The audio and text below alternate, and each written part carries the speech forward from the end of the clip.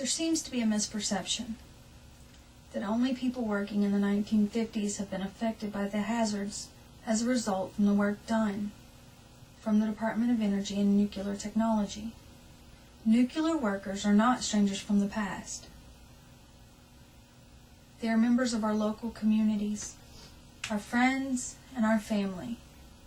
It is important to understand that workers for the Department of Energy are not destroyers of life. Much of today's projects involve containing and removing what was left behind long before today's workers were of age.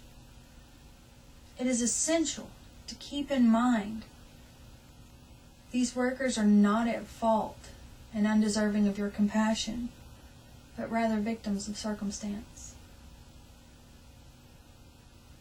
There are many who complain about the after effects of nuclear technology. Due to the type of substances involved, the majority of nuclear energy workers must obtain a national security clearance. These men and women are at risk doing work to safeguard, contain, remove the hazardous and radioactive substances from communities. If a nuclear worker becomes ill by accident or exposure, there is short-term disability. When those funds are depleted, disability benefits through Social Security, which is a timely process, is what they turn to. They also try to prove how they got sick. And that's the Energy Employees Occupational Compensation Program Act.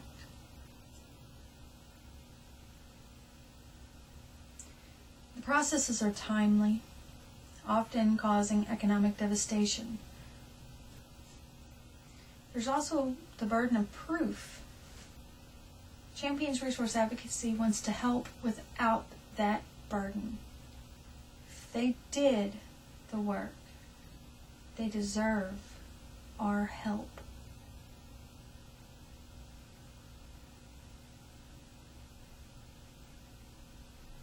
Families are also affected. When someone you love becomes sick, it affects the entire family. And we are not talking about elderly people who are affected. It's fathers, mothers, with children. That's why another important aspect of Champions Resource Advocacy is a support group. People who have done similar things, have similar experiences. A lot of them have the same medical conditions,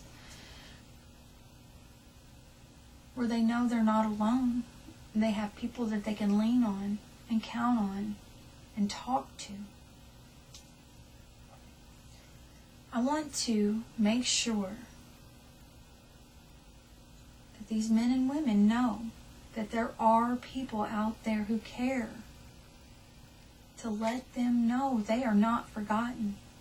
For over 60 years, nuclear workers have been invisible. I will change that.